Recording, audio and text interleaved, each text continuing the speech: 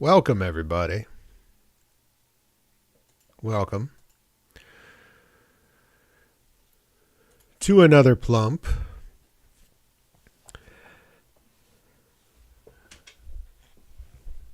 Okay. To another Plump. We're having a... we're going to have a chill time tonight, I hope. Have a fun time tonight, I hope. Oh... Gotta work a little hard to be funny tonight, but you know, a little harder than normal. Normally it's effortless, but you know. Anyways, but tonight I figured, you know, it's been a while since we visited the world of Ben Hollis, Wild Chicago. Ben loves Chicago. I think the heavy stuff's not coming down for a while. Yeah. Horsing around with David Faustino. Who doesn't want to horse around? Anyways, yeah, some Wild Chicago. Ben loves Chicago. If it makes you feel like this guy, you know, that guy, the old guy there, if it makes you feel like that, then we'll do something else. But let me get out of my mangina screen here. So we got... I'm going to start off with an episode of Wild Chicago that I don't think we've seen before. Who knows? I don't know anymore. Wait, hold on. Go lay down, bud. Anyway, let me switch over the screens here. This, wait. That's resting diaper shitting face baby. Okay. Imagine trying your hair for the first time with David Faustino. I think that's what happens every time. Like everybody tries heroin for the first time with David Faustino. That's how you find out about it. I'll probably have to boost the volume of this. So these are like the raw episodes. Like, yeah. 1990. Let me boost the volume here. By the way, if you want to watch these episodes, they are on mediaburn.org. Also, if you feel like watching some old Image Union, if you remember that show, all the episodes are on Mediaburn. It's a great little archive of like Chicago TV, mostly like PBS. Tonight's presentation of Wild Chicago is made possible in part by the Illinois Lottery. Michael Jordan.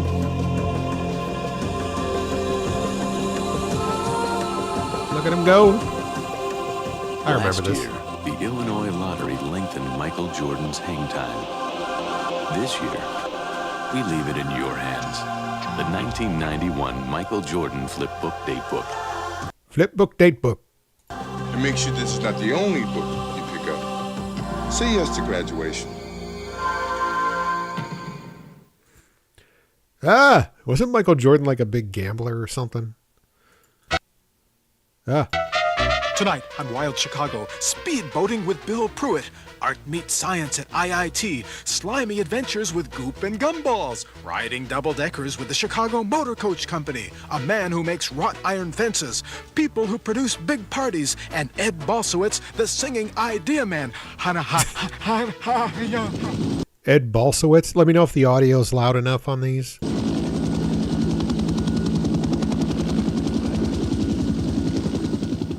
Hi, I'm Ben Hollis, your TV guide to the urban jungle. Tonight, we're going to uncover some people and places around Chicagoland maybe you're not familiar with. The unexplored, the offbeat, the eccentric.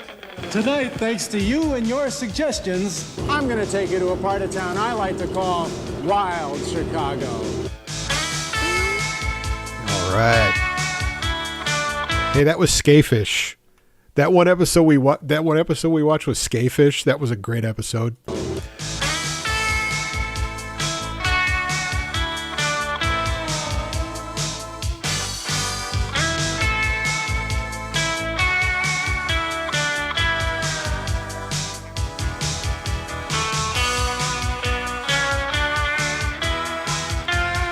There is a Mrs. Hollis. I think she sometimes appears because I think she helped him work. She helped him with this show. Every now and then you'd see her like in the background or helping out. But I do know her. Yeah.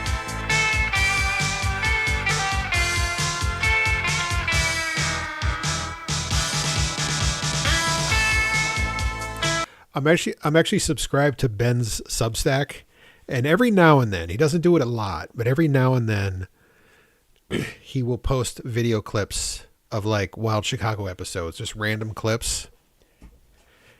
And they're always good, and I'll be like, dude, can you just... I could totally message him directly on Facebook. I'd be like, dude, could you just like I'll give you money, but like, can you just like give me... Can you just like send me a bunch of episodes? Like, because I pretty much watched everything that's online. I need more.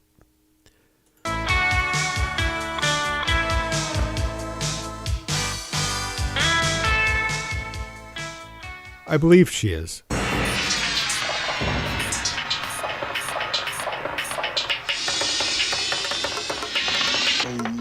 Bill Pruitt is a Wild Chicago success Let's look at Bill Pruitt. story.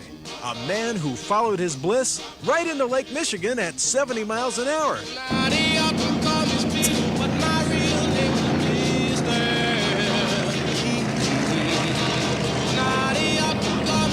That's the fast forward. Why do you have this boat? I've had it about 5 years. Is that your question? And why? Oh, why? So I don't draw attention to myself. Can you hit the brakes for a second? Hit the brakes? Yeah. Are we there? Yeah, I just want to talk to you for a second. Oh, okay. This is your standard scarab. It's made by Wellcraft. This man is a look at it. This is a specimen right here. There's two Chevy 454 engines, and they're bored out to about 450 horsepower each. The 450 horsepower each. Holy shit! So 900 horsepower. boat burns about 2 gallons a minute when it's wide open. It's got Holley double pumper carburetors. Oh, gotta have the double pumpers. That's what they used to call me back in college. These are kill switches. I wear this on my belt. I'm pretty prudent. When this button is out, it kills the engines. So if I leave the boat stops. We'll have something to swim back to. If I'm thrown out of the boat, and I've never killed a guest yet. Hey, you're a real estate guy, right? Right. I invest in Bridgeport. It's just about 5 minutes from the lake. And it's great because I can come over here like twice a day or whatever, or sneak off on my lunch hour. Oh, yeah. I just got into it about 5 years ago. So clearly the housing market was kind to this guy at this moment. That he could buy a big dumb fucking boat that burns 2 gallons of gas a minute. And I've had a rock and roll band called Horace Monster for about the last 15 years. And we've had a lot of fun. Now I've got a 60s band called Greased Lightning. Well, we do have rules on this How original. boat. No friggin' in the riggin'. You ain't leaving till you're heaving. No friggin' in the riggin'. Years ago, 77 and 78, I spent 2 Chicago winters living in a van. Wait, we got to screen slap that. You ain't leaving till you're heaving. Yeah, we need a screen. Ben deep throating the mic while laying on a boat. Hey, Tiff's here. So Ross is here, Buddy's here. We're having a good time watching some Wild Chicago. You do need this guy's number. Years ago, 77 and 78, I spent 2 Chicago winters living in a van, and that was when, in the middle of sort of the Horace Monster thing, when I was a musician, and I had to make a decision as to whether I wanted to just get a 9-to-5 job and live like a normal human being or play my music, and I decided to play the music. The whole reason I got into real estate was so I could get the boat. Just to make the money to buy a boat like this? Absolutely. Yeah, look at that, man. Those sexy blue blockers. People say that I'm a hip hopper because I got these blue blockers. I decided, I looked at the boats and I said, well, they cost how much? Well, let's say playing in a band $50 a night, that's going to be about 200 years. That's not going to work. Damn.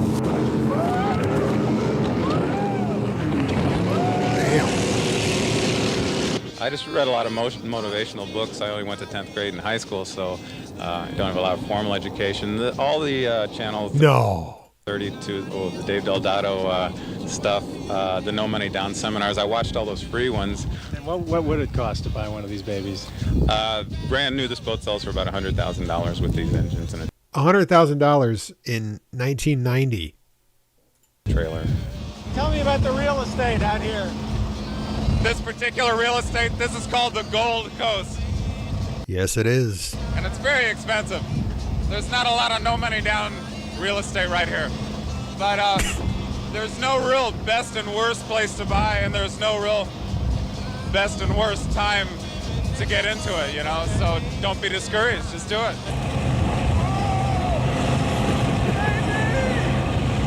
I don't know how to turn it off. Lovely. Oh, watch out, Ben. We don't want to get a ball shot. Or do we? Chicago skyline. Chicago's been very, very good to me. I like Chicago.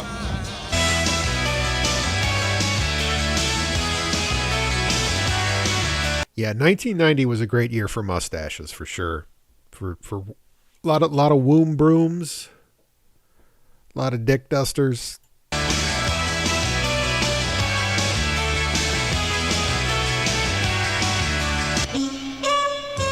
He calls himself the Idea Man. So we met him on his Orland Park lawn to take two. So we met him on his Orland Park lawn to discuss his ideas. Meet Ed, tonight's wild neighbor. See, like these guys, man, these eccentric neighbors. Wish we had people like that. I don't have people like this in my neighborhood, man. They're all a bunch of fucking dipshits. I want people like this. I want to live next door to this guy. Hey, Ed, perfect timing. Hello there, Ben. How are you? Good. Nice to see you all. Good. You've got a sound system hooked up. There's a sound system. Yeah, there's a microphone here and there's a amp here. So you appeal to a wide audience, you'd say. I would say so, yes, because I play for many, many wide audiences. God bless America. Yes. Land that we love. And what's over here? Oh, these are my many ideas that I use and I put together. So he's just got a table with a tarp over it. He's just got binoculars and tambourines. And like I say, one day, And some old balloons. This guy's got it all. He's got everything. maybe somebody might be interested in something and make a sale. Wait, we got Somebody might be interested in something and got Dick Contino, David Carroll, and his orchestra. Or you can make an album like you could play you could have an album. You could have your own album as a accordion player and have a sexy lady on it, and nobody batted an eye. make a sale. So you made that, huh? I didn't make this, no, but I got a hold of it. Swaparama in Alsip. And I find it interesting, so I keep it in with some of the other things that I tie in. Like music boxes and that are very interesting. I see electric guitars too. Do you play that a little bit? Yes, I played electric guitar. Oh, that's an old. What is that? Also. There we go. I hope he put that. I hope he put that pickup in himself.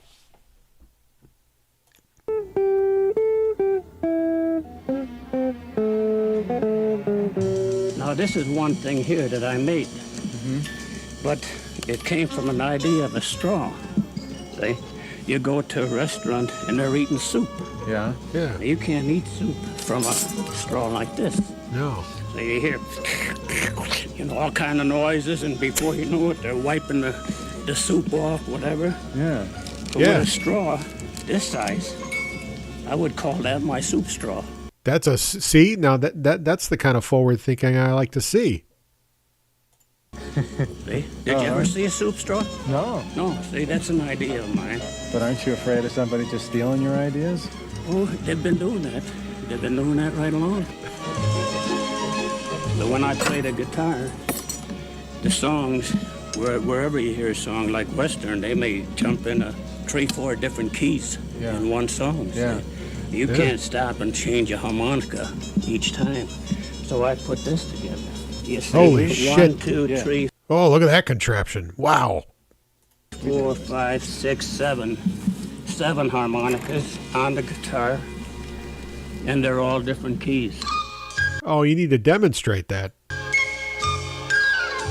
So you turn on the radio, you'll pretty much play to anything? See, I need an outdoor console record player. Every song that comes along.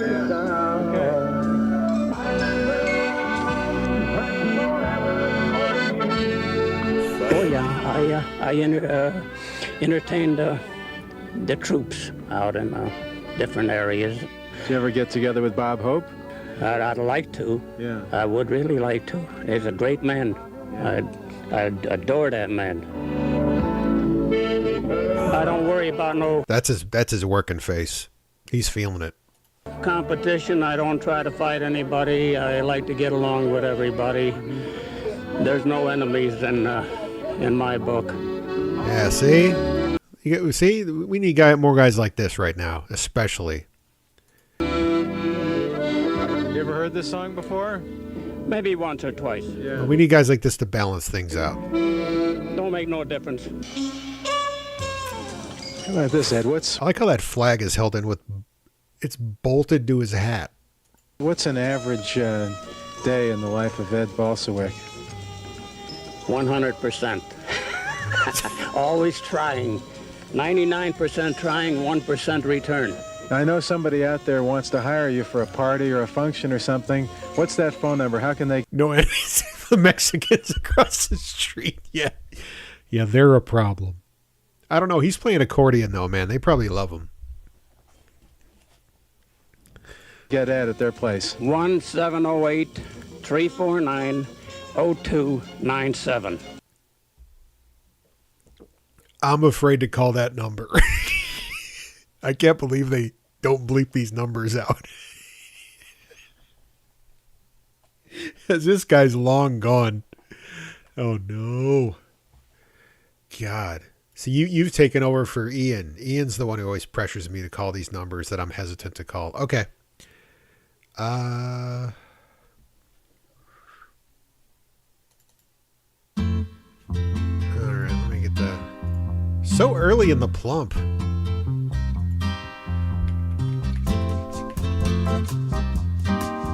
right. Well, let's hear the number again. Let me pause the music here. I want to hear. I know it was 708. 1-708-349. 349. What was this guy's name? 0297. 0297. All right. Available 24 hours a day. What was his name?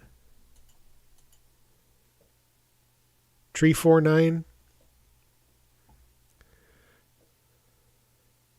All right, I got the number queued up. I just wanted to remember his name. This Ed, what's an No, it was Bill. average Yeah, Bill Macy. day in the life of Ed Balsawik? Ed Balsawik. Oh boy.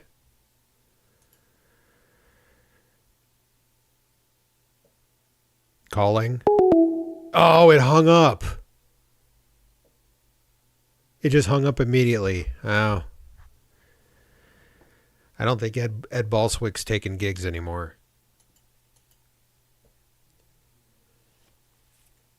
It just kind of, I hit dial and it just kind of sat there for a second and then hung up. So it's a dead number. 100%. Always trying. I was like just expecting to get somebody's home, like some old person's landline phone that would yell at me, "What time is it?" I called that lady in Arizona and she didn't even say hello. She just answered with, "What time is it?" 99% trying, 1% return. I know somebody out there wants to hire you for a party Right here. What time is it? or a function or something. What's that phone number? How can they get Ed at their place? 1-708-349-0297. Oh, the Lake Station guy. That fucked me up, man. Yeah, we watched that guy, that public access show, and there was a husband and wife couple that were singing like religious music, and they had a phone number. And I didn't even know it was local. They just had a phone number. I'm like, wait a minute, 219. I'm like, and the prefix, it was Lake Station, and I called it, and the guy, that was what it was. The guy answered the phone, and I was like, I'm like, we're watching this video, and you're on this public access TV show from the 90s, and I'm sorry to bother you. And he was just like, oh, no problem. And he wasn't even angry. And it was late. 9-7. All right. Available 24 hours a day. Like, yeah, me calling you 30 years later, this number still works.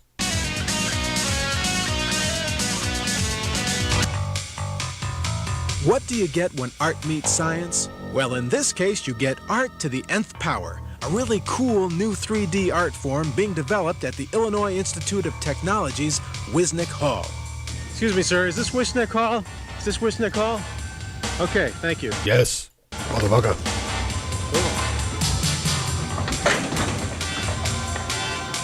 Hi, tell us who you are. Hi, I'm Ellen Sandor. I'm Director of Art to the Nth Lab at the Illinois Institute of Technology. Okay, what All right. are we going to see here? We're going to see Oh, holograms, cyclograms.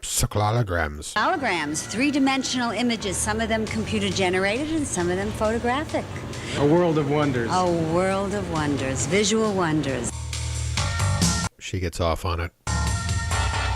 What is a scologram? Well, it looks like a hologram, but it's full color, and it's not done with... He just sent me Romeo Rose wedding photography. Oh, no. I'm not calling that number. I'm not in the mood to call that guy, man. I've interacted with that guy. He's a fucking idiot. I like how it's got 1 star and 1 review. lasers. It's actually computer-generated, and it looks like an enlarged slide. So is this like is that a cross? That's a cross. It's a tribute to someone who died of AIDS by the name of Messiah. What you're seeing in the background is his CAT scan. Wait, he was named Messiah? And the CAT scan was computer processed. In the center is the AIDS virus. The dice just symbolizes chance. Like it could happen to anybody? Well, it's very hard, to say what. It's just about chance, hope, and death. Stephen Myers, Vice President of Research Development around here and artist at large. You coined the term metaphotography? Yeah. That's like it's a ponytail. I was like, is that like an art mullet? But no, that's a ponytail. Yeah, metaphotography. A lot of people have a problem with this kind of stuff. Science as art, saying, oh, well, that's not art, it's just somebody's mathematical models and such. It's the idea of looking at Oh, if they only knew about AI art. The world, the real world, in a new way, on a more abstract level. Being able to use new eyes, or meta eyes, meta meaning more than photography. This was the precursor to, what the fuck was that, the 3D Magic books or whatever they were called? Photography as an extension of photography. That is computational fluid dynamics. Sulfur ion cluster. So you guys use a lot of big words here, right? The more syllables, the more time you had to think.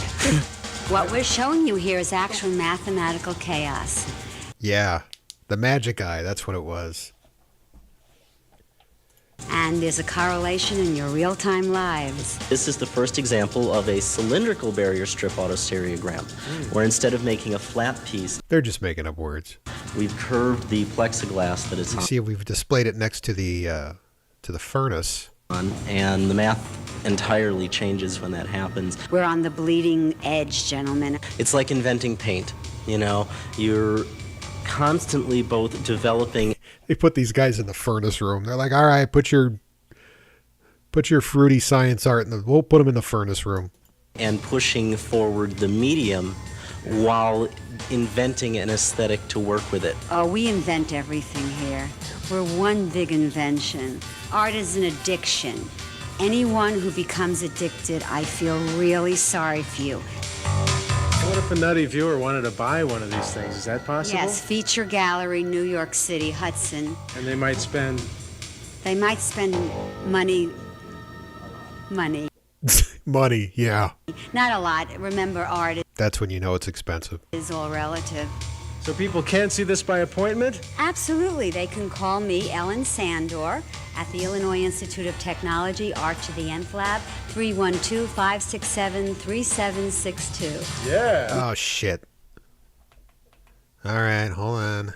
Fuck. All right, what was the number? Nth Lab, 312-567 Okay, 312. at the Illinois Institute of Technology, Art to the Nth Lab, 312-567-3762. Yeah. 3762. Yeah. All right. Here we go. It's fucking ringing.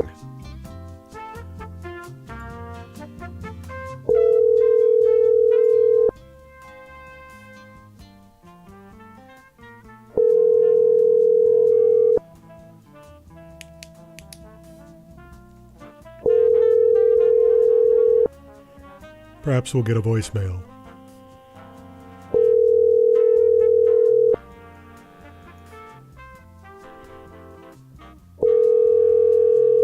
Ellen, I'd like to buy some art.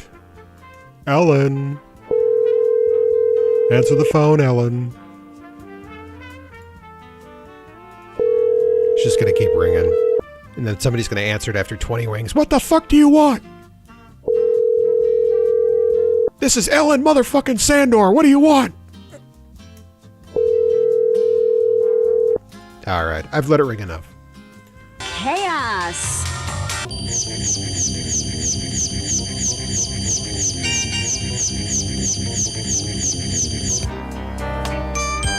Gilberto Ramirez Oh, that's a sexy fence makes maker. wrought iron fences in the basement of this unattractive building, 1907 North Mendel. He calls See, these are the kind of local businesses I like. A guy who makes fences in a basement. his workshop Gil's Gate.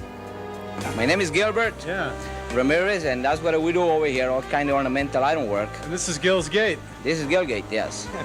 You know, most of the things we do over here is handmade. We heat it up, like you see over here, then we bend it. So how long does it take to make something like this? Well, See, I remember in Metal Shop I made a candle holder out of, I used scrolled metal. But I never, I guess it's just like, this is like much on a larger level, I guess.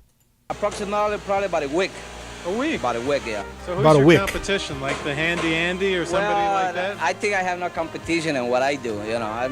Now, who's this guy over here? Does he work with you? Well, this is, no, he worked down here, but you can see John around here. Hi, what's your name? John Zarin. And what are you working on? What kind of art is this you're working on? Oh, I guess I'd call it contemporary. I'm from Costa Rica. Oh, he's one of those trust fund kids who does welding art. You know, I've been doing this kind of work, I believe, for about 15 years. I came over here on vacation, and I said, well, I gotta, you know, everybody talk about United States, one of the greatest countries in the world. I said, well, I gotta take a look down there, and I came over here. Man he has a magnificent he's got a magnificent hair and beard, I'll give him that. I got married, I had 3 children, and, you know, I think I stuck over here, and I like it.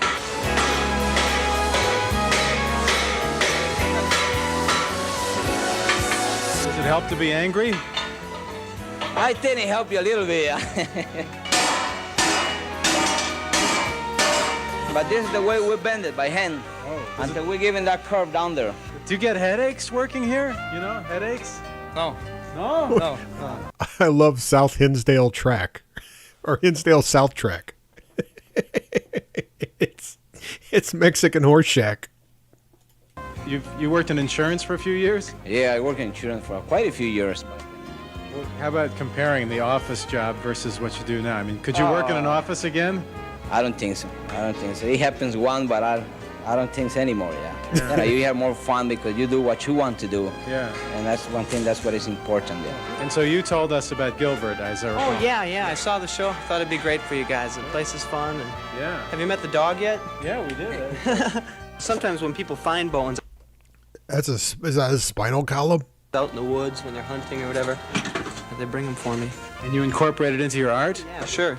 Do we know what kind Oh yeah, they bring them to you. of birds those are? These were pigeons. Yeah, kind of fun. You think we could live in a world without fences? Oh yeah, you have the Jellica now. That's right. You're driving it. That's awesome. The Toyota Celica GT convertible, I believe. I need to film more for the Hemmings guys once the clouds clear up. Yeah. Yeah, that's going to be cool. I would take that car. That's a cool car regardless of who previously owned it. You find especially finding one of those in good shape. Like you're out there on the West Coast or whatever, like, rust free.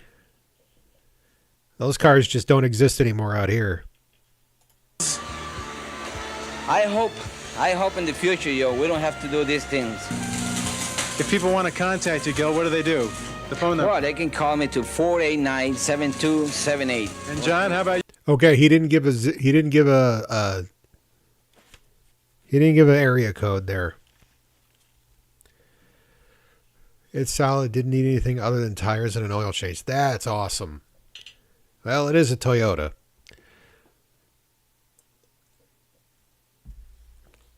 They're kind of known for just, do the maintenance and it won't die. You. Same number. He only said, good fences make good neighbors. I love these little crazy interludes he does.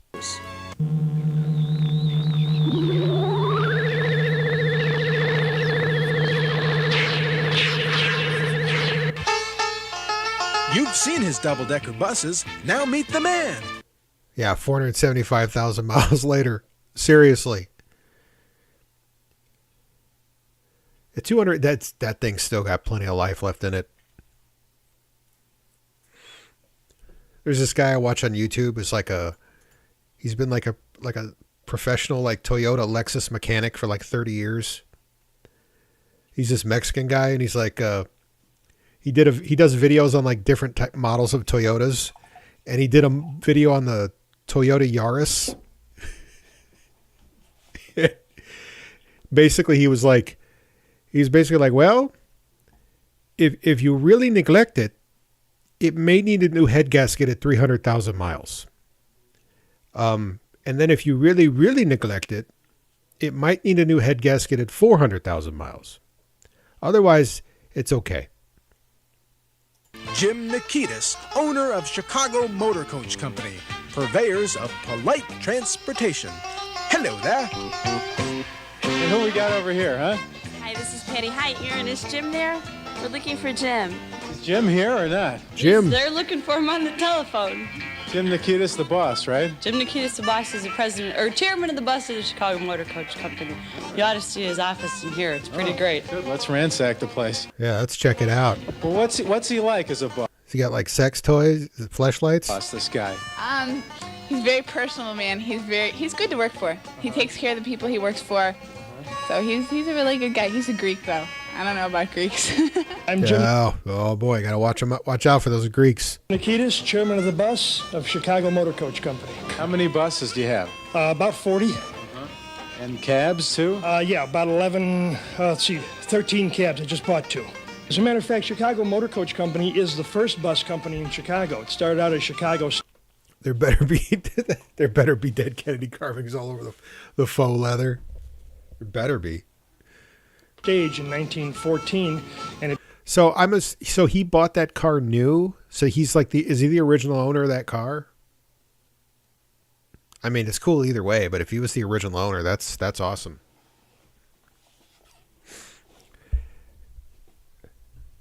You spent the day with. I imagine it was wild. Yeah, I would expect nothing less.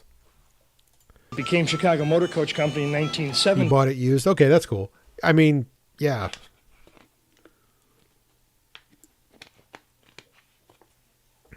Actually, you know what? That makes I kind of like that he bought it used. I can't imagine him at a dealership. We eat barbecue chicken in a mall. Yeah, that's. He now drives a 2005 Cross. Of course he does. that's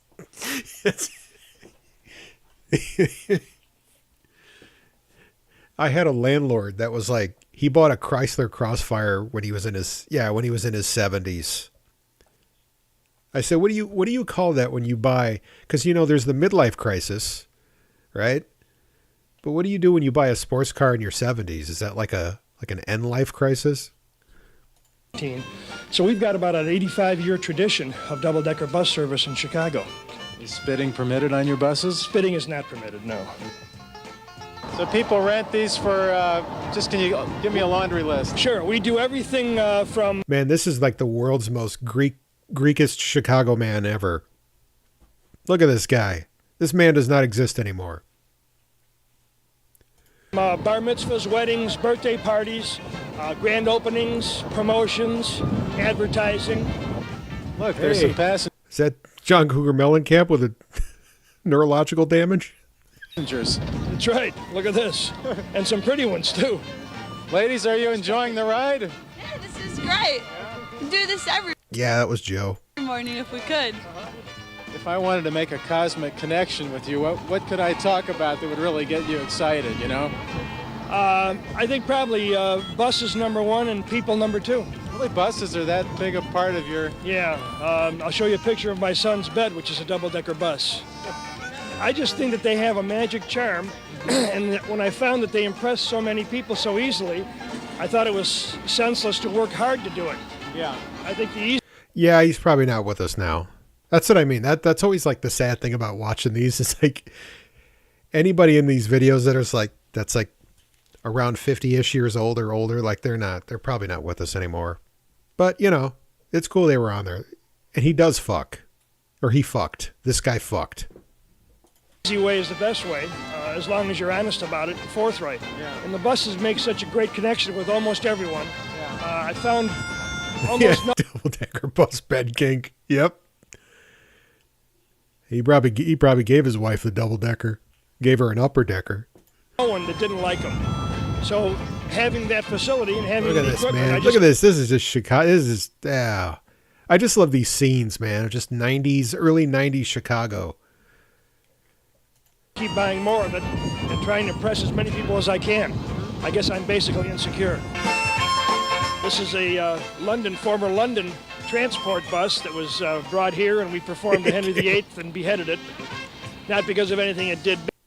Like Ben with the 70s PBS hair. It was brought here, and we performed the Henry VIII and beheaded it. Not because of anything it did bad, it's just that most people love the open top.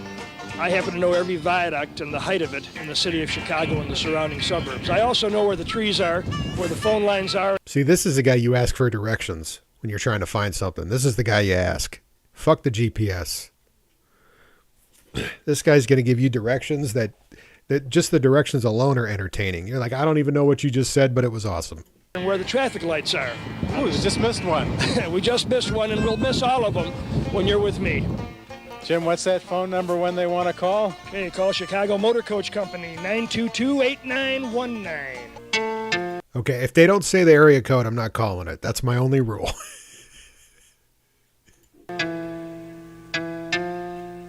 Even though it's probably 312. In fact, I'm sure it's 312.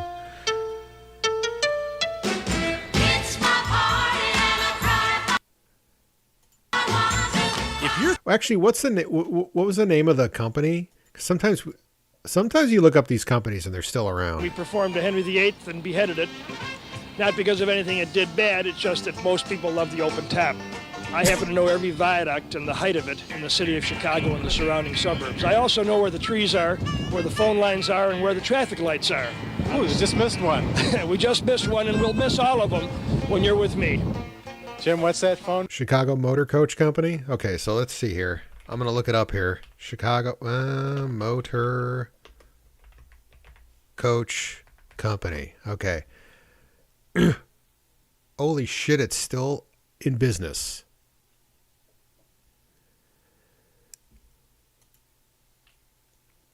And they just do buses now. They don't do double deckers. They just do like fleet buses.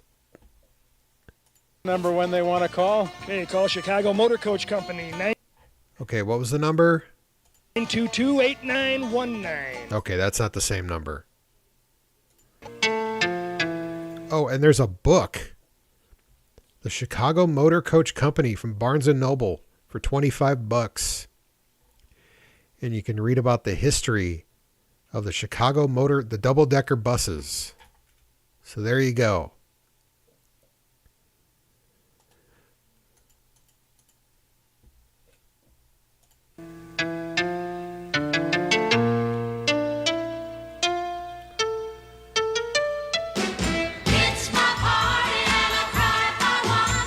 If you're throwing a major bash that's got to be creative big time, don't cry.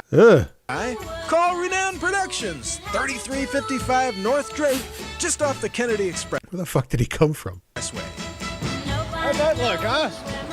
Hi. What do you do here anyway? Let's walk around. We create special events. We create people's fantasies. Circus parties. I need to do up my hair like this. I really need to get the Johnny Fever going. I like almost no one's going to get it, but I think that's going to be my costume for next year. I'm going to do Johnny Fever because I've got the t-shirt. I've got the Black Death Malt Liquor t-shirt. I found that. And then I've got like 1,000 navy blue hoodies. All I need to do is grow out my hair like that, get a big Dick Duster mustache, and a coffee mug. I think I got it.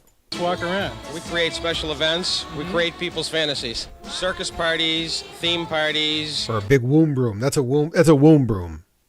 Creating people's fantasies in very unique places. Hey, tell us who you are. Oh, I'm Joan Conrad. Are you the flower person or? Yes, I'm the head of the Posey Punchers. Yeah, I'm the flower person.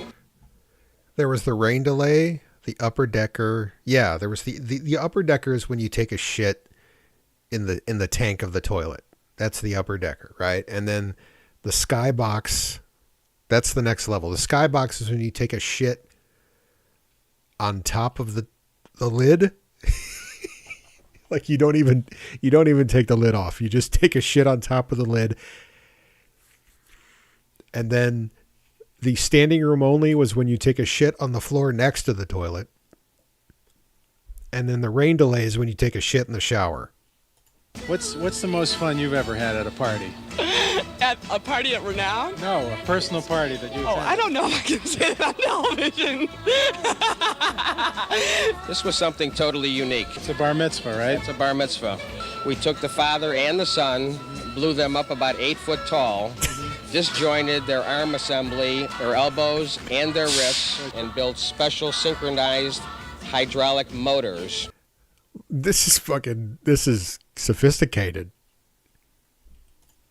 That would show them playing tennis and tracked a neon tennis ball about 32 feet back and forth across this drop, and they played tennis back and forth throughout the whole evening. Gotta ask, what'd they pay for that? It's expensive. What do they call these centerpieces? Yes, right. Individual table centerpieces.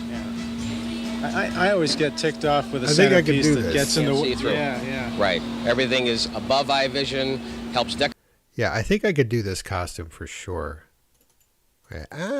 Come on. Yeah, I think I could do this. Because I have this t-shirt and I have it in the right color too.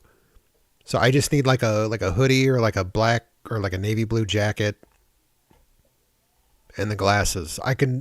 My hair's about at that thinning level, so I can do this. I can do this. Decorate the room at the same time, gives you a great visual impact as you walk in the room. I work with Governor Thompson. We help coordinate his inaugurations. We've done President Reagan. What's your position here? I'm Vice President and Director of Sales. What is I keep these bananas in special places. does it say about companies that they're willing to spend so much money on things like this? Is it sort of out of balance, or I mean, what? Well, I don't think so. You know, He's got the. there are only I appreciate he's got the slightly popped collar. It's not fully popped. It's like it's half cocked, half popped. Sort of out of balance, or I mean, what? Well, I don't think so. You know, there are only so many What are you things calling you can me do for? with food and so forth and so on. Don't call me. What? What are you calling me for? Oh, I was going to let it go to voicemail. No, because I had it open, so it kept ringing. No, just let it go to voicemail. Just let it go to voicemail. Okay, I'll close the window out. Okay. All right. So decor can set the entire ambiance for the whole party. I thought one of those numbers was calling me back. Like, what do you want?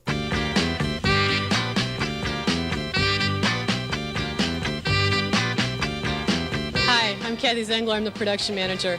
So your clients This is the lady that actually does everything. are from the small family to the largest corporation? Right. We have everything from bar mitzvahs, christenings, weddings, social events, a ladies' tea, Wait a minute. christenings, weddings. That was a very defined boob on that. The right boob is very defined. I don't know why. Social events, a ladies' tea, a sweet 16, right up to a cocktail party for a corporation launching a new product. You're screen slutting? Yeah. Do it, man. Do it. How about you? What's the most fun you've ever had at a party? Directing traffic after fireworks on the 4th of July. Getting marooned in the middle of Rogers Park after being dumped out of a car after giving somebody wet willies. Oh, God. Oh, is that what? Yeah, wet willy's my ass. My wedding. I don't usually stay at the parties. I usually set them up and leave. Vintage She's all about business. Like I said, she's the one actually getting shit done. wine, vintage champagne. This is a set from an authentic South African safari. This is the springbok, which is the national animal of South I'm just going to go on a limb. I bet that guy has like a really hot, like 22-year-old Puerto Rican boyfriend. Africa. Now listen, I'd venture to say you're from Australia. No, sir, I'm from a farm in southern Illinois. Ah, you're kidding me. Now, in a previous life, I think I was from somewhere else. But I know somebody out there wants to throw a big event or party. What's the number to call, Frank? Area code 312-509. Actually, it was early 90s. It wasn't his boyfriend. It was just his friend. They spent weekends at the cabin together. 9898.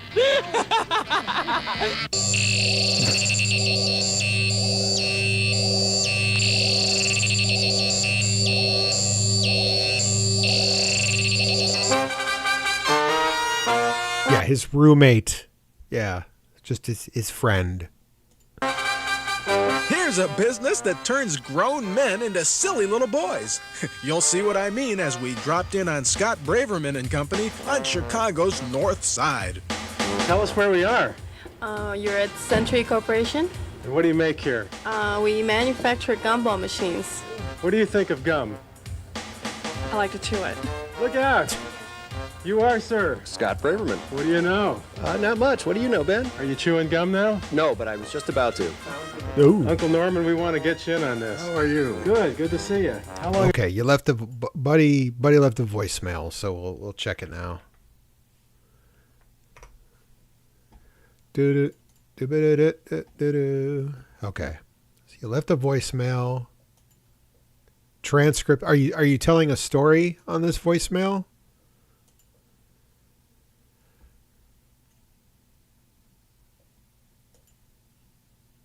Okay, I'm gonna play it.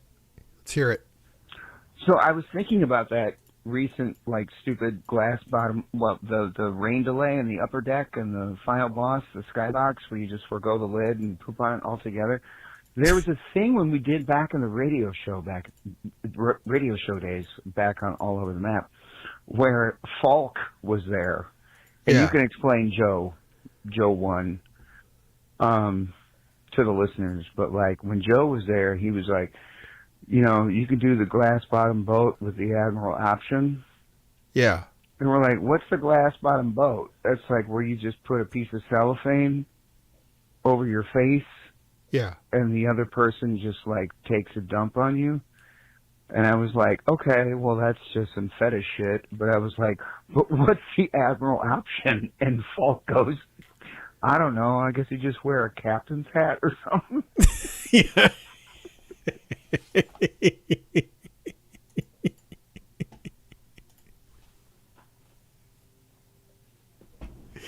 That's right.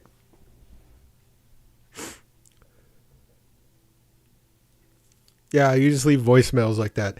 That was, yeah, that radio show, man. I could tell stories all day about that radio show. I don't know how.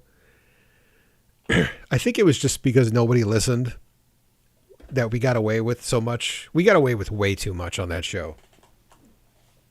And I think it was when people finally started listening and they're like, wait a minute, this is not, no, why, no. Have you been chewing gum? I don't know, 80 some years. Man, that dude's got some Coke bottles. How long have you been chewing gum? I don't know, 80 some years. This is our showroom. I was concerned that gumballs were like a thing of the past or on the way out. Can you straighten us out on that? Well, the holes keep getting larger every year, but Oh, can I play? Wait, do I still have the other voicemails? Yeah, most of the voicemails. Wait a minute. Oh yeah, there's that long story. Okay, I'll play this one. These are Buddy's voicemails. So you watch the little clip there. So there you go. So, but anyway, like I saw this movie.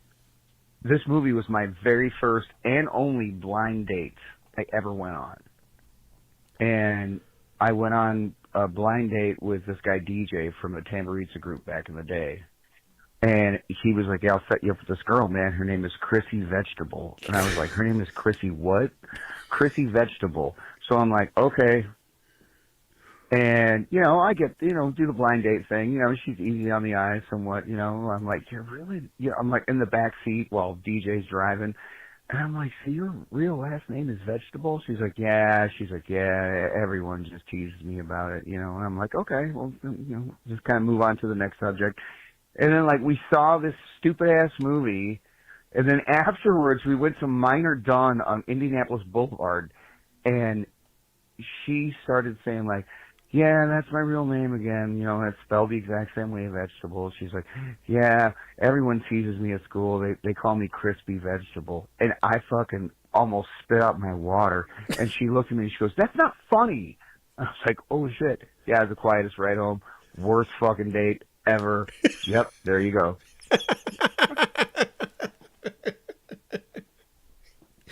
all the gumballs are hollow.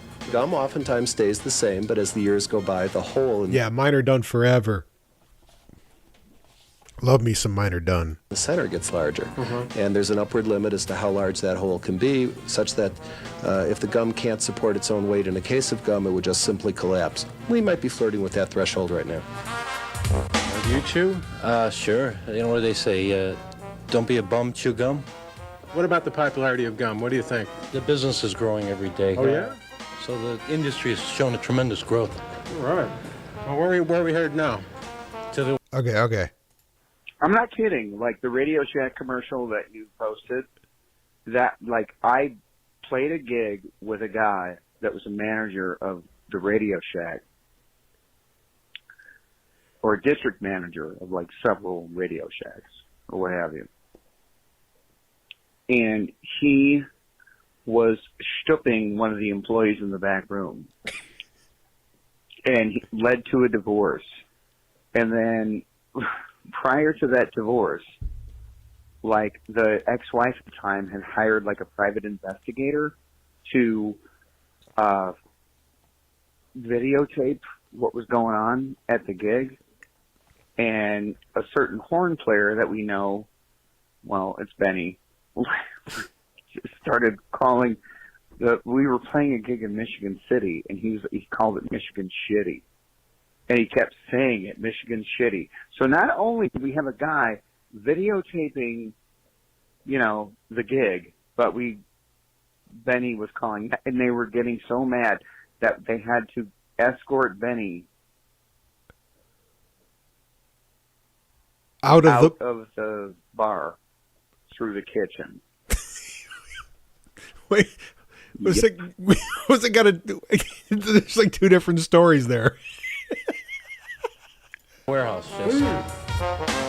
So the business is what? Placing these things in Places all over Chicago? Well, there's a variety of business. One is operating equipment, which is this. The other business is selling product. For like a quarter a ride or something? Quarter a ride. Well, what are these things over here? Those are standard metal typers, machines that print out a little round disc, stamp your name, phone number, tag your golf clubs. What did you want to be when you grew up? Well, actually, my mother... Oh, wait. Here's some more. These are some voicemails from the anniversary show. This is from Officer Fred Pickle. Oh, hey there. This is Officer Fred Pickle from the Milwaukee Police Department. Reports that you're very interested in our anti-weapons defense program. We'll get back to you. If you get back to us, you'll give me a call here down at the station. We'll be here all day, and if you got any hidden bike knives or butt knives or hair knives, I don't know. Maybe you just turn them in. Just turn yourself in, okay? That was the... You just have yourself a good one, and we'll hear from you soon there. Bye. That was from the, when we watched Surviving Edged Weapons, one of the best police instruction videos ever made. That will go down in Plump history. What's this one? Holy shit. Okay, man, there's some long ones here. All right, here we go. Hey, I guess your tape machine ran out when I was doing the first part of that message. So there's the rest of the. Oh, wait, no, we got to play the first part then. Hey, Maxie, this is your old friend from Lucy, your school, Jack. Oh, Jack, they call me Jack of Diamonds now because I'm always making the money. I'm on to more of a music management thing. I have been off and on for years. You know, your brother, buddy. I've been in touch with him a few times, and he keeps turning me down to join some of these touring acts. I see. You know, that's another story. That's not why I'm calling, but you know, tell him he gets one more chance with Jack here. All right? Okay. I don't put out favors jobs, but guys like him very often. I do that for family. And you and me have always been family, all right? You know, ask Danny Bonaducci or Vincent Coliuto if they ever get served at a Stop and Shop within 50 miles of Sheboygan after they cut ties with me, okay? Yeah, that's what I thought, buddy. All right. Anyway, I got some guys on the road right now, and you know, they got an endorsement deal with, I guess, like First Act or it's Court. I think it's Court. I forget. It's one of those guys. It might be Samick. And they got a bunch of guitars and basses that are really out of whack, and they don't know how to fix them, and they're not playing right, you know. And I think we can get them all set up when they come through town, and they're playing Valparaiso at the Holiday Inn or the place behind the Holiday Inn. I think it might be the Mandarin Gold Peking Palace courtroom or something like that.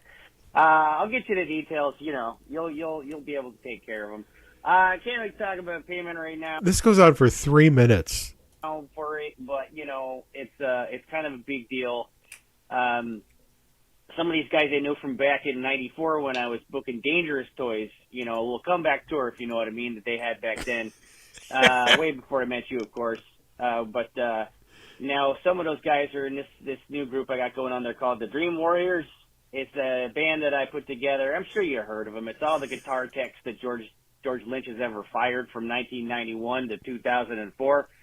And, you know, with sort of a rotating cast of characters, if you know what I mean. But they do all the songs. They do all the old Dawkins songs from, you know, from Breaking Under Lock and Key, the Chains of the Night, stuff like that. And the best. Good guys. You know, the guy I got singing right now, he was the one that got kicked out of that third version of Driving and Crying way later. But at the time of his divorce and the addiction to industrial cleaners, he was huffing. Engine degreaser, I think, was what they said in court. I don't know. But he got all the lyrics down. He hit all them notes. He's like, break these chains, break them up from my heart. You know, I thought all the girls love it. It's good times. So they got like 10, 12 basses, guitars, whatever. The necks are all fucked up. They're a mess. And some of them are like... He just cut them off. Why does everyone that's not Buddy calls me with some sort of like various Midwestern accents? Oh my God. Like over exaggerated. Sorry. They wanted me to play the violin.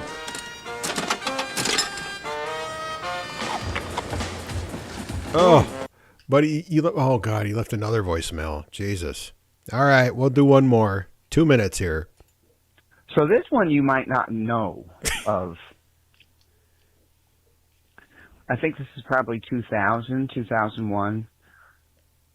The Glow, and to the listeners, The Glow was a pretty semi-popular band that we were in. It was a big funk band, had 7, sometimes 8 people, whatever. Anyway, it was a Halloween show, and the band was too lazy, and no one was going to dress up or anything like that. And Ben was like, I'm going to dress up. Are you going to dress up? You know, he calls me, because this is way pre, like, text messaging, cell phone, all that shit. You know, and it's like, yeah, okay. I'll dress up, but I don't know what to dress up in. And he goes, I got a box of Depends and a bottle of fake blood. And I was like, okay. So there was 6 guys on stage dressed in jeans and T-shirts or whatever, and there was 2 guys with fake blood doused in them like the movie Carrie with diapers on. And I remember we couldn't go to the bathroom because it was so packed. The bathroom we couldn't change. We had to change out in the parking lot. And when we changed out in the parking lot, there was a Maryville cop that went by and shined the spotlight on Benny and I as we were dousing ourselves with blood and putting diapers on. And I looked at the spotlight and said, oh, no, officer, this is just a costume. You don't even know. And he goes, I don't want to know, and just drove off. Yeah, that was a bonkers night. No, good. What's in this room now? All gumballs. Different sizes, shapes, colors, flavors. What is this stuff here? Oh my God. Oh. Ooh. Oh man. Fisting it. Do it, Ben. The technical term for that is slime. That's what Ben does. When he doesn't know what something is, he just fists it. Does this come out of a machine or what? In small capsule quantities, such as the bag right next to it. Oh, that's what that is. Ooh. Oh. That's what I tell my kids. Don't swallow it. That didn't. No. Wouldn't recommend it. No? Is there gum under your desk? That's where we keep it, warm and moist. What do you say? Keep it behind your ear.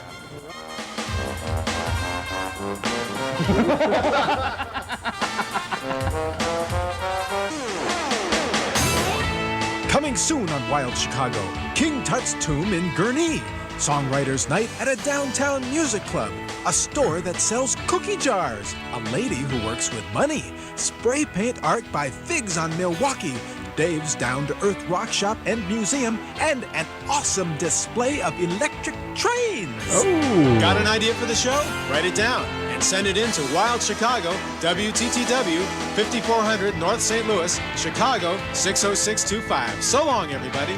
If there were guests of Wild Chicago, they might stay at the Park Avenue Hotel, home of the Park Avenue Club. Tell the world you support Wild Chicago with Wildwear. I would love one of those T-shirts. Now available to the general public. Wild baseball caps in black for $15. Oh, that's such a 90s cap with the rope across the front. And in hot neon pink, $18. Plus official Wild Chicago t-shirts in functional black, only $20, and mind-blowing pink, $20 American. Price includes shipping and handling. To order with a major credit card, call. All right, I got to call this number. Before I call the number, I'm going to take a quick break. And, you know, buddy, I was thinking about the John Gipe story from our mom. that she told me.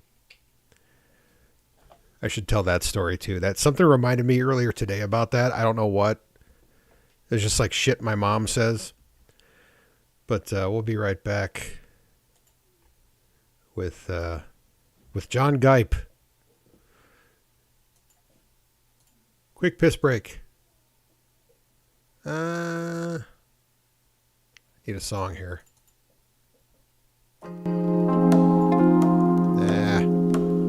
This one. All right, be right back.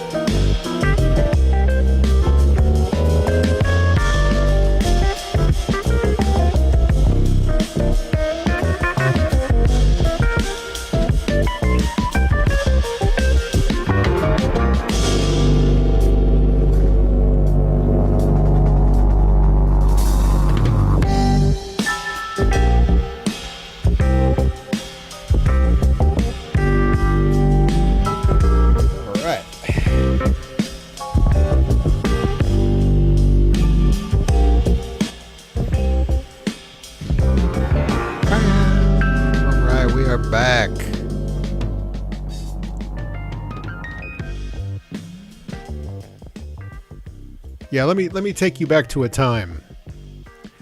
I'm dating myself here, so that's okay though, because it's relevant to the story. I was 8 years old. I had to be about 8, maybe 9. I don't know. And it's like 86 maybe. And I'm kind of filling in some of the blanks of this story, but the gist of it was my mom was telling me about her day at work. And she's like, "Yeah, I worked with Tony today." And Tony was like her, like it was like the female spelling of Tony, Toni. She's like, "Yeah, I worked with Tony, and her brother John stopped by." And she's like, he's gay, but like and I don't have a problem with that, but like he's just gross. And I'm like, again, like I'm 8 years old. When your parent says somebody's gross, you're like, well, why are they gross? Like, why are they gross? And she's like, well, he's one of those Cal City gays, and they'll do anything.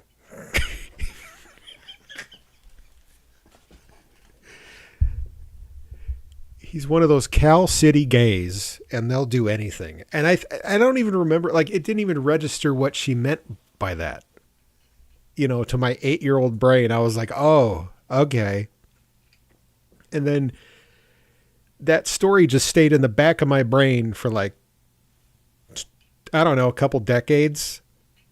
And then I ended up telling that story to, I don't know if I told that to you, buddy, or if I told it to somebody else. Like, it's the first time I told it in like over, 20 years. And I just remember telling that story, and the person was like, wait a minute. Your mom said that Cal City gay guys will do anything, like sexually? And I'm like, yeah, but I was 8. I wasn't even thinking like that. I thought she just meant like, he'll do anything. Like, he's crazy. Like, agents of chaos.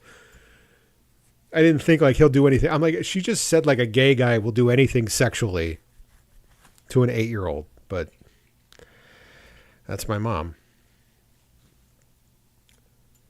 So that's John. So the moral of the story is that if you're down for anything, find yourself a gay fella in Cal City.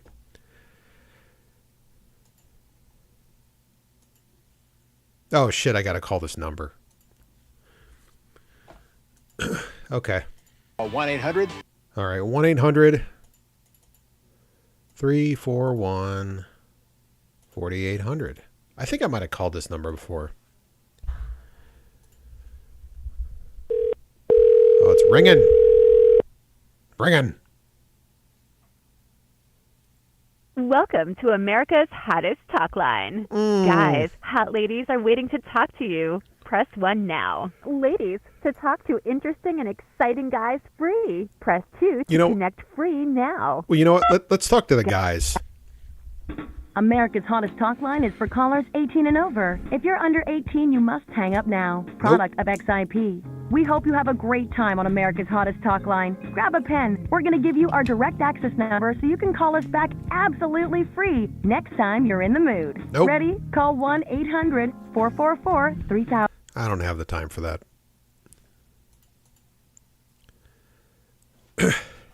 Yeah, I was hoping I could talk to some guys, but they're like, oh, call this number and then you'll only have to whatever. Fuck off. Okay, anyways, so that was an episode of Wild Chicago. Ben, he left this show. The Wild Chicago continued on throughout the 90s. I want to say into the early 2000s. It had different hosts. But sometime in the late 90s, Ben went on to WPWR Channel 50 and had a show for a couple of years called Ben Loves Chicago, which is basically the same thing. So we're going to watch a quick episode of that. As you can see here with the screenshot, this is going to be a fantastic episode. When I grow up, I want to be this guy.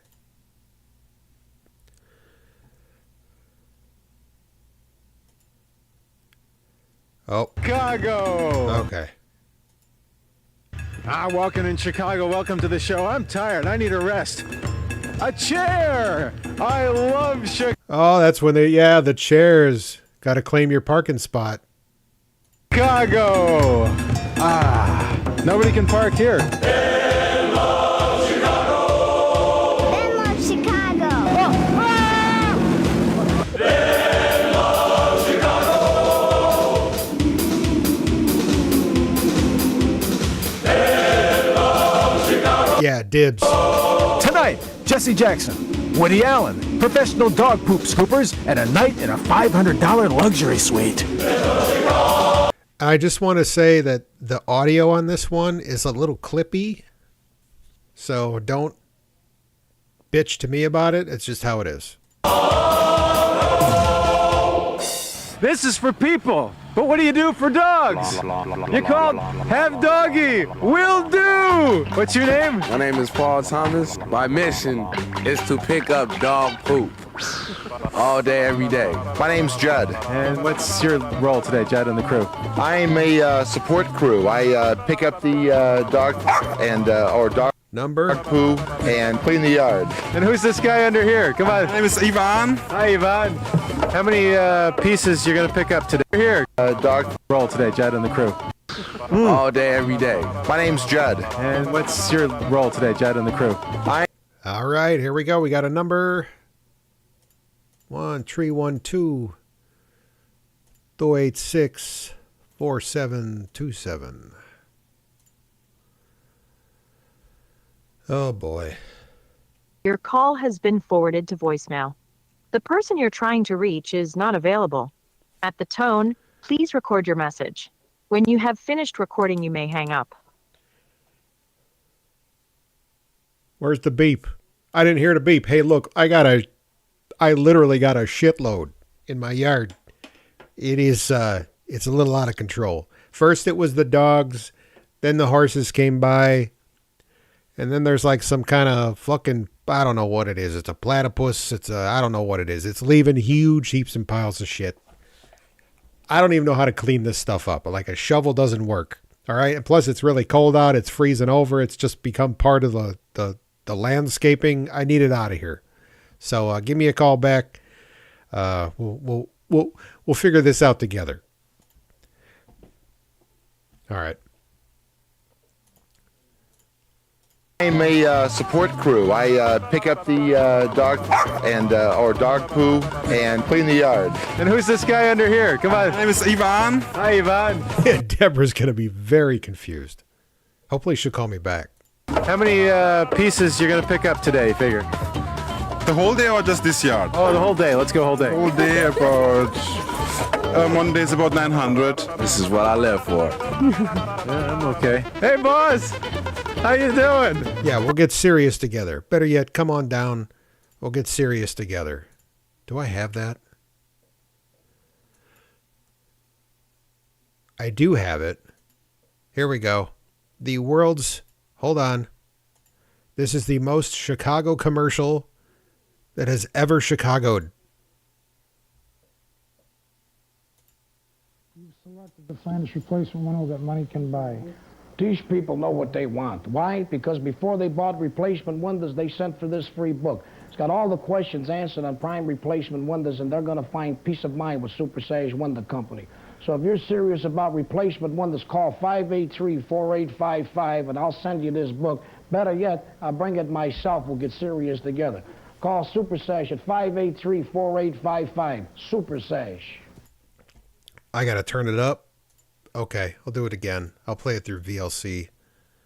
Because that's what it was. You've selected the finest replacement window that money can buy. These people know what they want. Why? Because before they bought replacement windows, they sent for this free book. It's got all the questions answered on prime replacement windows, and they're going to find peace of mind with Super Sage Window Company. So if you're serious about replacement windows, call 583-48... You know, he does the little twig, the little tick there, the little shoulder tick. 583-4855, and I'll send you this book. Better yet, I'll bring it myself. We'll get serious together. Call Super Sage at 583-4855. Super Sage. He's talking in messy cursive. Yeah. That commercial, from my understanding, aired one time at 2 o'clock in the morning in 1982. Hello. What's your name? Diane. Do you remember your first job? Yes, I gagged.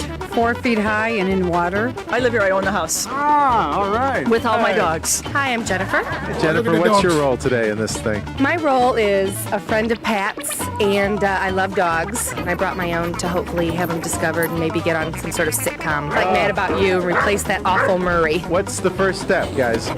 First step, you gotta go in and hunt down the poop. Yeah. And once we hunt it down, just scoop it. And then just... Hunt and scoop. Just hunt and scoop. Hunt and scoop. Bend and scoop.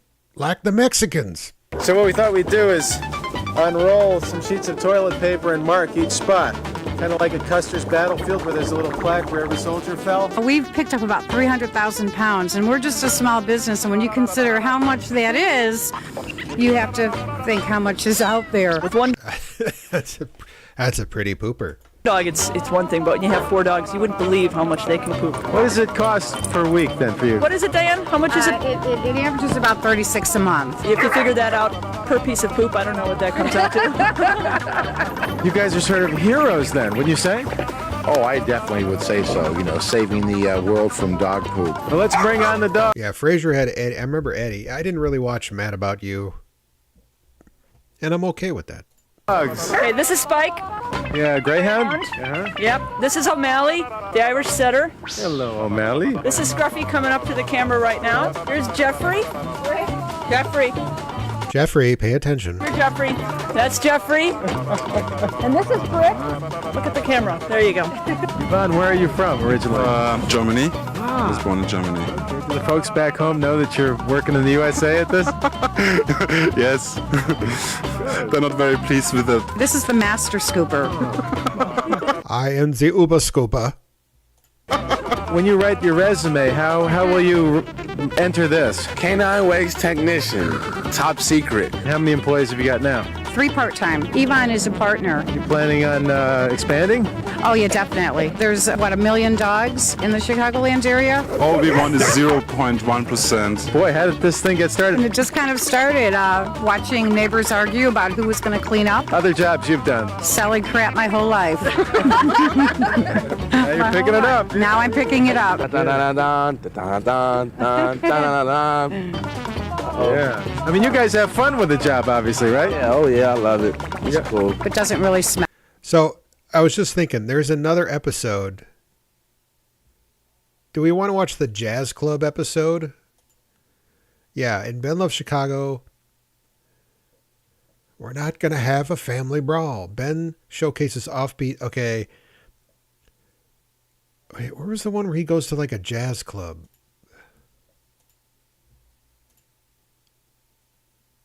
Hold on. Crashing. It's all blacked out. Wait, there's the UFO people. Circles only happen. Oh, this is entirely a UFO episode. Hold on. Now, I have heard some things about craft being spotted over the lake, and I'm... This video doesn't let you skip ahead too well. Oh, well. Side of this earth, and when you ask them how did they know about this, they're all going to tell you the same thing. What's this one? Oh, this is the jazz. Never mind. I'll shut up. I was on the Jazz Club episode. I love the smell of it. I live for it. Oh, yeah, it does smell. Oh my God! What? Look at this one. That's going to take 2 plots. Do you remember the best one you ever picked up? It was about this big. I'm so proud. It does a mother's heart good. Have you ever seen Alien do? Oh, yeah. Purple, red, green, every color you can imagine. Seriously? Yeah. Glows. This fucking music, by the way, is fucking crazy. It's crazy. It actually like glows. You have seen fecal phosphorescence. Fecal phosphorescence. Hey, what's that phone number, Diane? 773-286-4727. What do you say? All right. I remember why I don't do a lot of these episodes. Okay, so it was 1773. You have seen fecal phosphorescence. Fecal phosphorescence. Hey, what's that phone number, Diane? 773-286. 286. 4727. 4727.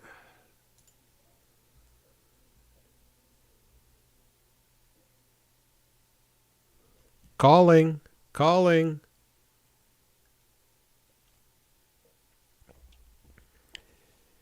It just says calling.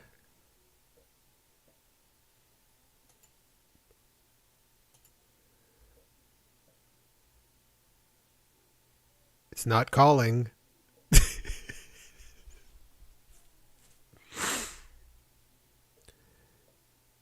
By the way, I love this microphone, this face on it.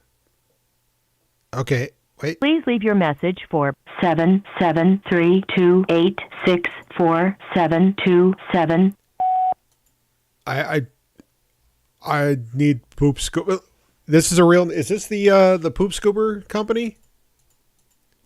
I saw you guys on an episode of Ben Loves Chicago. I need you to come out. It's a problem. It's getting big. Okay, I don't know what else to say. Okay, so that company does exist, and they have 5 stars since 1990.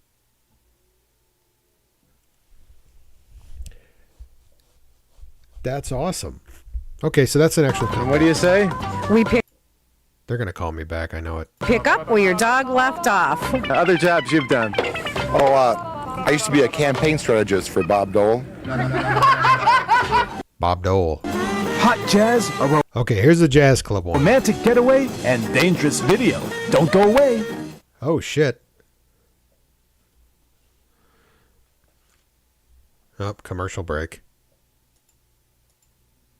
Skip ahead here. Oh boy.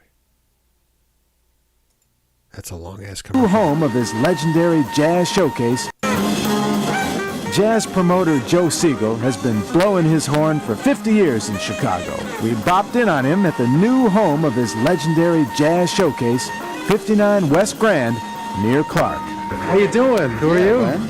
Who am I? I'm Joe Siegel. Who are you? This is your joint, right? This is mine. No, it's his joint. It's Wayne. Oh, Wayne. Hi, Wayne. Hi, how are you? We got the great Jimmy McGriff, jazz organist, playing tonight.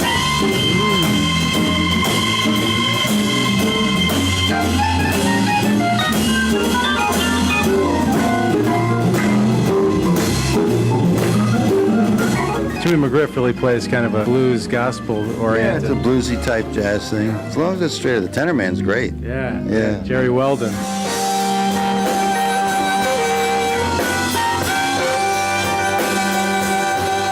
Where did it all start? Started at Roosevelt College in 1947, fresh out of the service. And I saw a couple guys running down the hall with instruments. I said, let's have a session. And that's how it started. I have to say hello to our patron saint first, to Charlie Parker. Tell us about Charlie. Anybody might not know out there. The genius of modern music. Yeah. It passed in 1955, changed music forever, from the swing era to all the modern music. He's the main guy. Yeah. Him and Dizzy Gillespie and Thelonious Monk. All names you may have heard of. You ever walk around the room and talk to the pictures on the wall? Anything like that? Yeah, that's right. You did meet John Mahoney.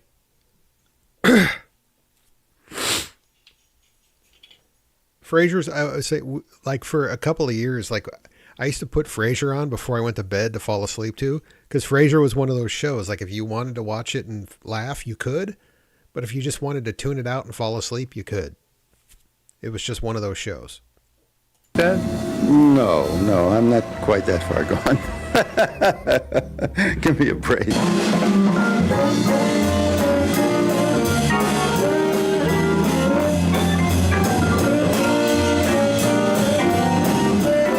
My mother said to me she thinks organ should only be played in church. What do you think?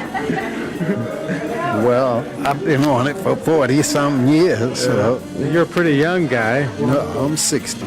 60. And Jerry? 39. Yeah. No. Yeah. Me and Jack Benny.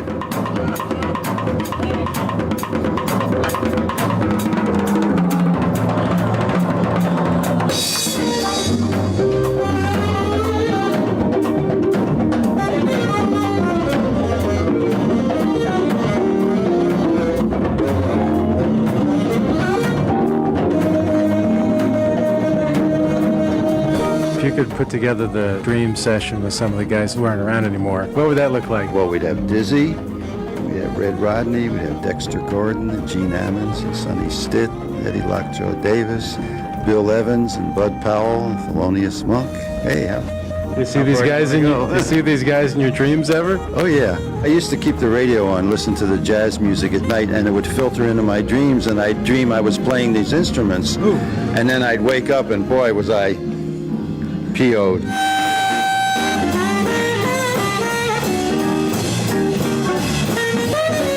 How do you describe what you do? There are no words to describe it. Jazz is very loose, and you invent. You make a mistake, you know how to come out of it and make it right. Playing jazz is pretty much the moment, you know.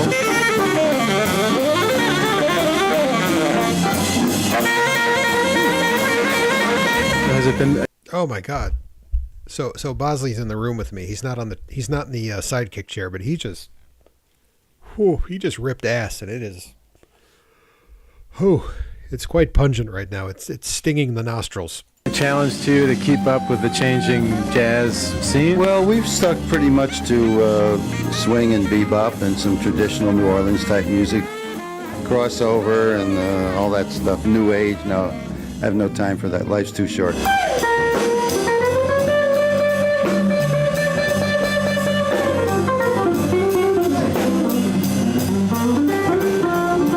Address and phone number, Joe. The address is 59 West Grand Avenue at Clark Street. Mm-hmm. The phone number is 670 Bird, B-I-R-D. In Chicago, 312. Right. And matinees for the kids on Sundays? Sunday at 4. And if they're 12 or younger, there's no cover charge for them. Well, you're a jazz institution, Joe. That's what they say. I should be in an institution. Hey, remember the ride I got from Roy and Lorraine Seabury a few weeks ago? Well, Summerdale Police Station was where they took me for an unscheduled tour. Okay, so something reminded me of this. Do you guys want to see? But the old plumpers, you guys know this stuff, but I know Tiff doesn't know this. We're going to play some punk music here. We're going to play a punk band. Sloppy Seconds. Everybody knows. I think it's time for some Sloppy Seconds. So, let me give a little bit of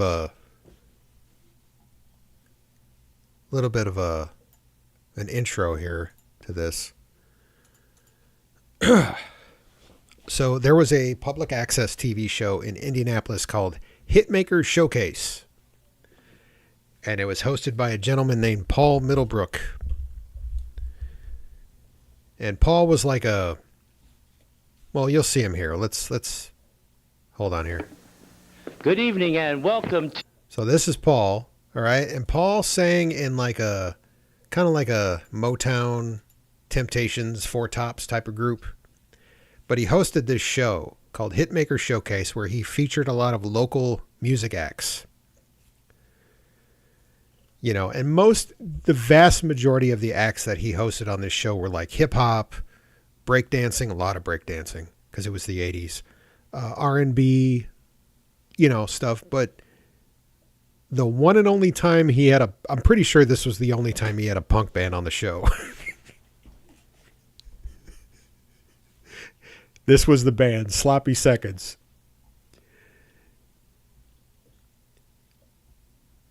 And we're going to play it just because I'm in the mood. I'm in the mood for some Hitmakers.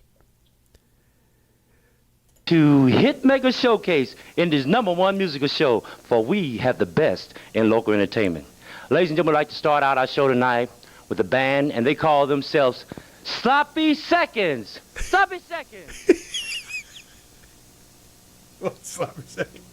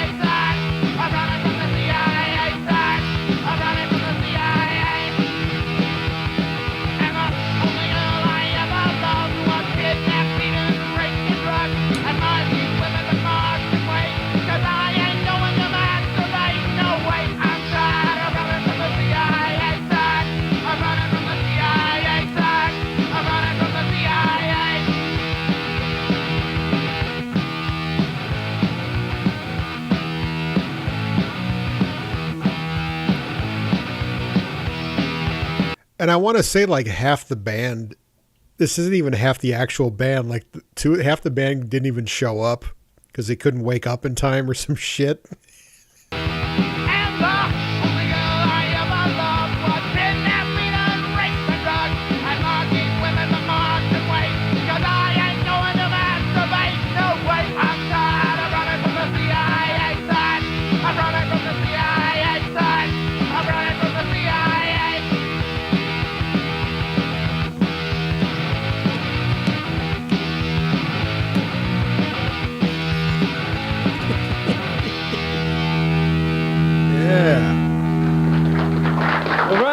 Sloppy Seconds.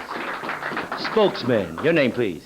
I'm Steve Sloppy, Over here on the drums, we have my brother Boba Shazam Jam. On lead guitar over here, we borrowed him from the band Too Cool. This is Slim Chance. Our regular guitar player couldn't make it. And on vocals, we're very happy to have Mr. Glenn Danzig. All right.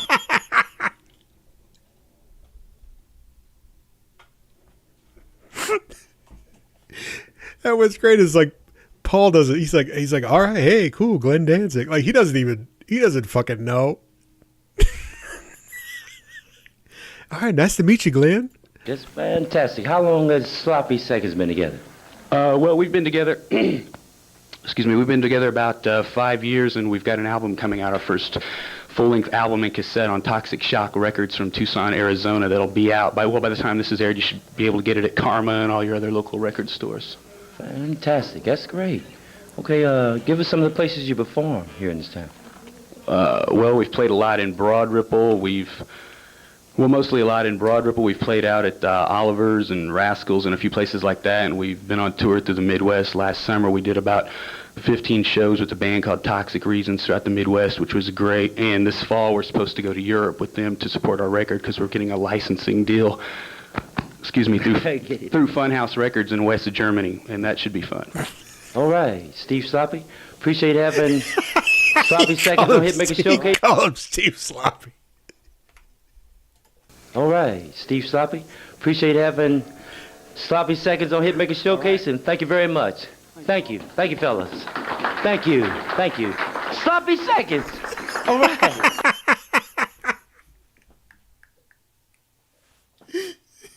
Oh. All right. And now we're going to have an interview by our own members, Celeste Cheeks and Tanya Pugh.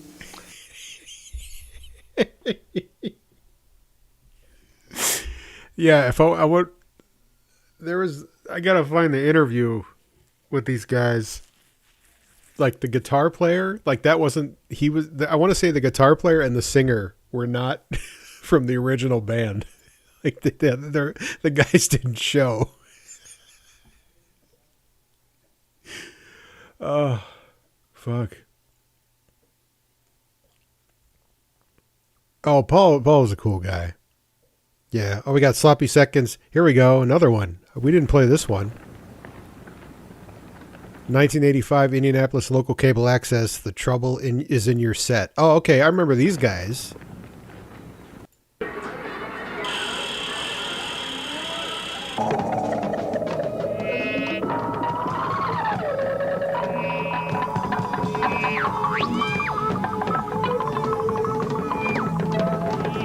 God, I miss public access TV. I miss this shit.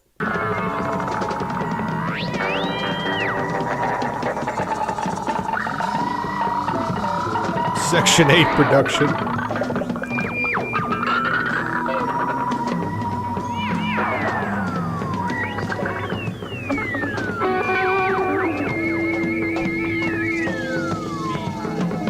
And my name is Jeff. And we're very glad to be here at Indiana Cable. And we just got back from playing from School 72, and we had a great turnout. Like, there's 12 people there. And our first song is for you people out there. Sorry. We're taking over. Yeah, this big guy, he was one of the original members that didn't show. Airwaves.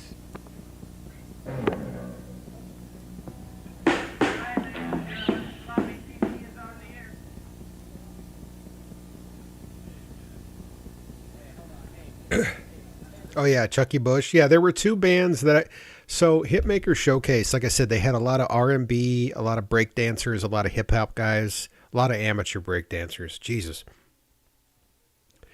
They didn't have a lot of bands on there, but the bands they had, the two that stuck out for me were Sloppy Seconds, because they were funny, and Chucky Bush, because Chucky Bush was just really good. He kind of had like a whole thing. But this actually looks fairly higher budget.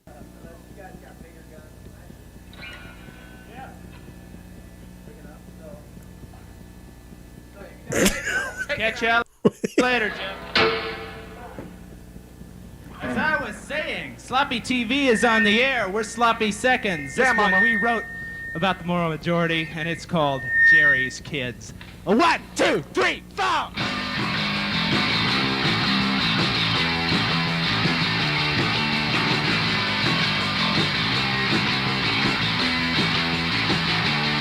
Well, Jerry is a preacher man. Jerry is a louse.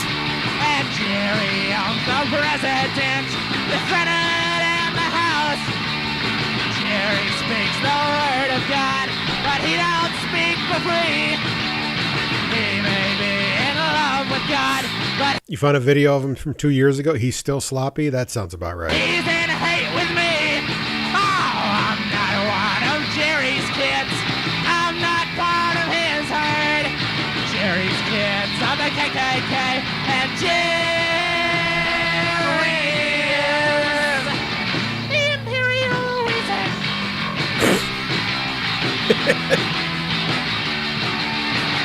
Oh, yeah, we got Sloppy Seconds from Punk Rock Bowling 2019. Let's see if this plays. Oh, shit. You guys are still rocking.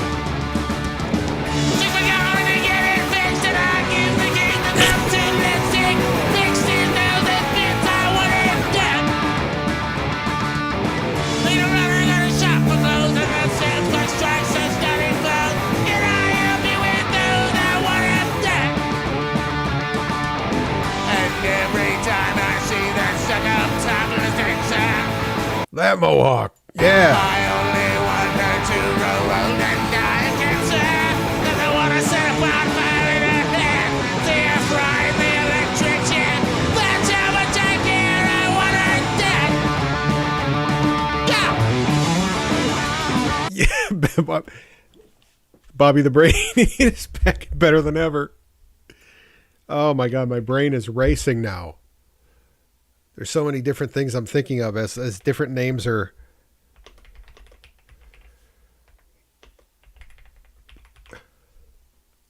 Okay, hold on here.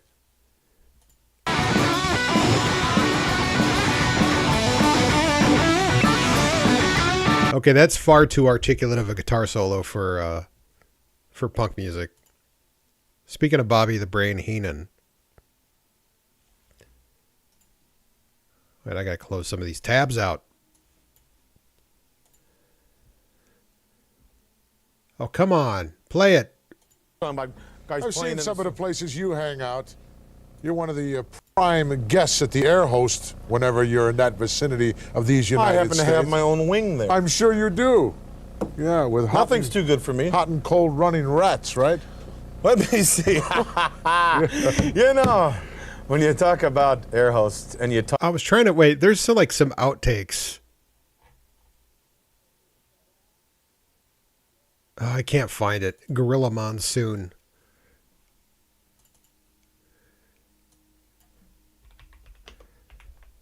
The WWF outtakes, if I can get away with playing these, because some of these are like, if they're from the official YouTube channel, I can't play it. Back up into the ring in just a moment or two for more exciting fucking action. Pencil, yeah, that's big. I don't know if I'd buy a lot of those. They may not be selling. You got any tips for me here? Any special stock I should be looking at? Can I say hi to Mom? Hi, Mom. Hi, Dad. I'll tell you what, this Kamala is just a bundle of laughs. By God, he's done it all. One thing, I got a great amateur background. Just look at that body. 22-inch chest, 58-inch arms. Come on. Oh, I beg your pardon? Listen, Jim. Yes, Iron Sheik, the great 1984 Turkey tournament. You're going to be part of it. You know, I really don't care about that stupid idiot Turkey tournament. He reminds me look like Hulk Hogan. Look at his head, look at him. Now, that redneck stayed on. Tough. I'm not interested that idiot Turkey tournament. Potato the turkey. or anybody's going to come out here and put down Thanksgiving or America. And especially, you're not going to come out here and spit on the country where thousands... The soil. The thousands of military people that lay in them, in the soil. Not only military, but my own mother lays in the soil of America. And you're spitting on her grave when you do that. So you remember this, Iron Cheek. When that match starts, all the people... He's trying so hard not to fucking lose. People are going to hear the national anthem. And they're going to be standing loud. And they're going to be standing proud and tall. And they're going to hear... what it's like to be an American. And then, when it's all over, after they play the national anthem, after they play the Marine hymn, then we're going to play your song, Iron Cheek, on your way out of Fresno's Convention Center. And you know that song? It's called Taps. Taps. We're going to play your song, Iron Cheek. Taps. As you were. Straighten up your act, boy, or you're going to have to go down and do some push-ups. Do you hear me? Where the devil is the man? I can't figure it out. Well, knowing Lou Albano, he's on the phone. He's doing some big business. You know, he manages Ken Patera. Ken Patera is a very, very powerful man. In the Olympics and the Pan American Games, he won that 5 disappear just out of thin air. Well, maybe he's called somebody to bail Patera out of jail. Maybe he's in another scrap again. Who knows who he worked over this time? You know, that guy's got a short fuse. His mind's half gone. He's the most wanted wrestler in the world. He's wanted in 9 states. You know, the guy... Wait a minute. Well, here's an update. It's 11 states now. 11 states, yeah. And only 12 cases of rape. That ain't bad for the weekend. No. Yeah. And you should have seen what he did this past Thursday on Thanksgiving. What'd he do, Gene? He nailed a turkey from the rear. Fans, stay tuned. We're going to do this one over again. The one with the big dick. Yeah, the one with the turkey with the pecker on it.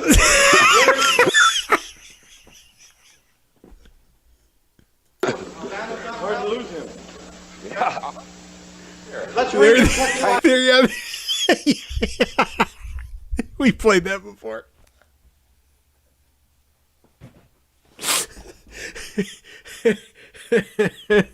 Oh shit! Better not be throwing those up while I'm here. Oh shit! An intercontinental title defense for my guest at this time, Greg the Hammer Valentine. The challenger will be Tito Santana. Tito Santana. Greg, come back here. Come back here. Greg, you may laugh about Tito Santana, but Greg, come back here. Come back here. This man is serious. Greg, you come in here, you shout, you rave, you just go on and on and on. Julie, please, if you'd come on in here. I want to know, if you sit across from each other at the dinner table, does this guy sit and yell? Does he pass the fucking potatoes? Certainly the hell does. That's what I thought.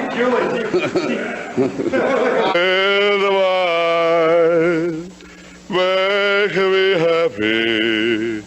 Oh, baby, Can I tell you something as a friend? No, can I tell you something as a friend? Yeah. Come on in if you would, please. You're the shits. You really are. You're the worst I heard.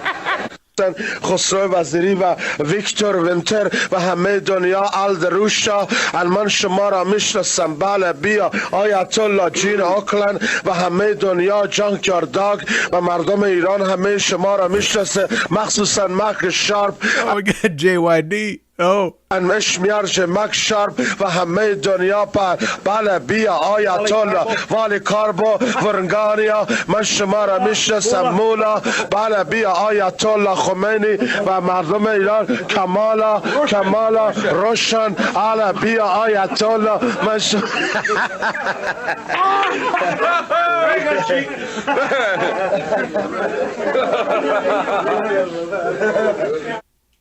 Oh my god.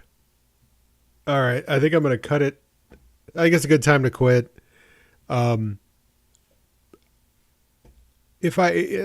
Unless my mood changes between now and next Saturday, I think we need to go back to some Wally George.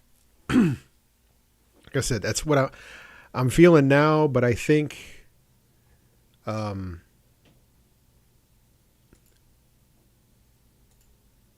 where is it? I think Wally George would be one that we need to revisit. You can never get too much Wally George. Nuke the Pukes. If you don't know who that is, look him up. It's kind of part of that like Morton Downey Jr. kind of era of like trash talk TV. Yeah.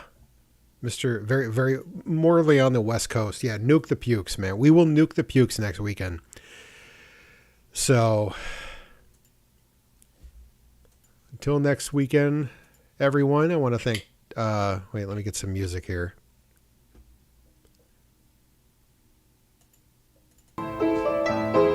Until next weekend, I want to thank Buddy. I want to thank Matt. I want to thank Ross. I want to thank Tiff. I want to thank Garrett. We will not thank Ian or Jay for having social lives and not being able to make it to Plump. I want to thank anyone else who tuned in who I don't know. I want to thank Ben Hollis. I want to thank Mean Gene Okerlund. I want to thank Greg the Hammer Valentine, Iron Sheik, JYD, Captain Lou Albano, Paul Orndorff, Ken Patera, Ricky the Dragon Steamboat,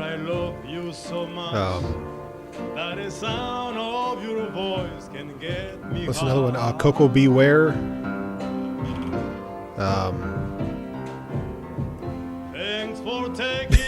Macho Man, obviously, Randy Savage, that goes without saying. Roddy Piper, again, that goes without saying.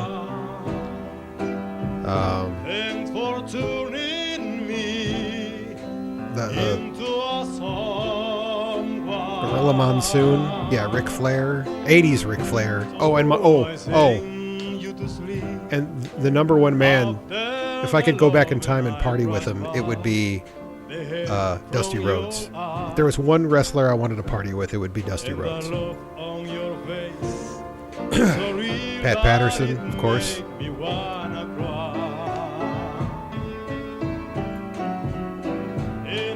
Till next time, folks.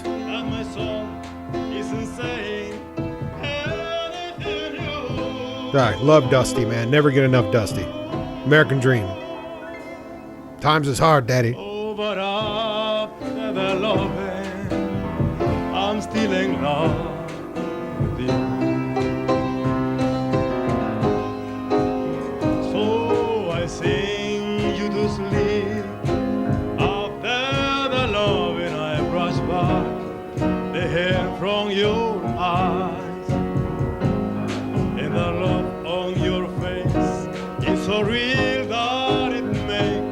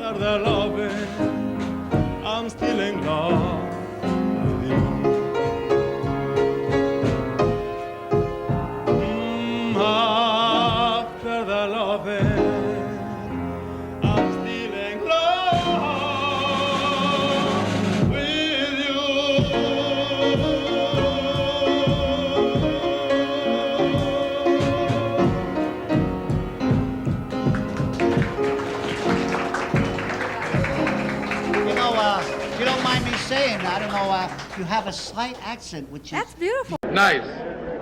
Nice. Not thrilling, but nice.